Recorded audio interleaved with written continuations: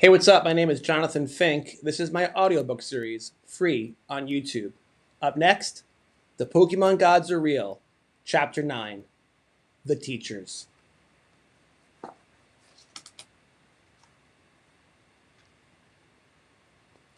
Every enduring belief system depends upon its teachers, figures who translate mystery into understanding, who guide newcomers through uncertainty, and who preserve the continuity of the religion.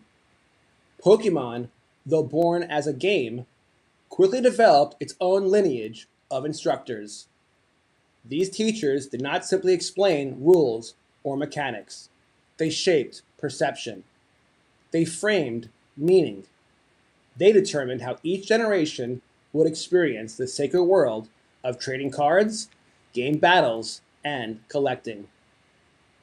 The earliest teachers were rarely authorities in any formal sense. They were older siblings leaning over bedroom floors, cousins visiting for weekends, neighborhood kids who seemed to possess deeper knowledge. They demonstrated how to read the cards, how to interpret the symbols, how energy attachments worked, and how evolutions stacked.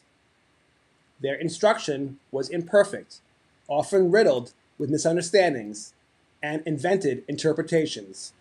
Yet accuracy was never the central function of these early teachers. Their true role was initiation. They lowered the barrier between curiosity and participation. Through them, the unfamiliar became accessible.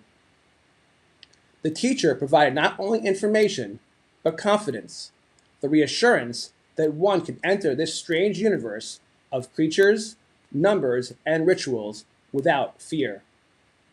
Even mistaken lessons carried value. They transformed Pokemon from an intimidating system into a shared experience.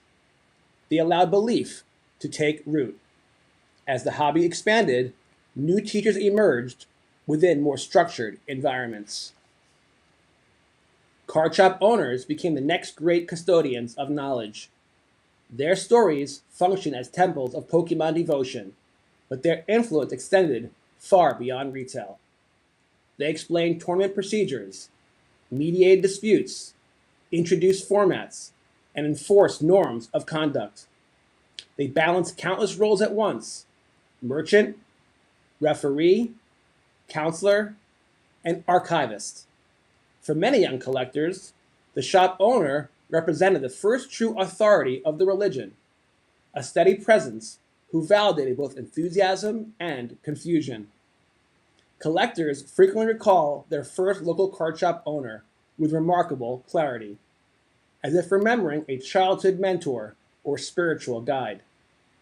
The details blur, such as the lighting, the displays, the smell of still product, yet the presence of the teacher remains vivid. A gifted promo card, a patient explanation, a ruling delivered with fairness were small gestures that acquired outsized emotional weight. But Pokemon's educational lineage did not remain confined to physical spaces. With the rise of the internet, teachers multiplied across digital landscapes. YouTubers ripping packs became instructors of excitement and spectacle. Streamers dissected strategies. Influencers narrated trends, histories, and market movements. Information that once traveled slowly through playground conversations now spread instantly to global audiences. A collector in isolation could suddenly feel guided by voices thousands of miles away. These modern teachers wield extraordinary influence. They shape buying behavior, define narratives of rarity, amplify enthusiasm, and, at times, distort perception. Some encourage patience, curiosity, and appreciation for the artistry of the cards. Others cultivate urgency, anxiety, and relentless consumption. As with all belief systems, not every teacher serves the same ideals. Some illuminate, some inflame. Yet even questionable teachers serve a function. They introduce friction, skepticism, and discernment.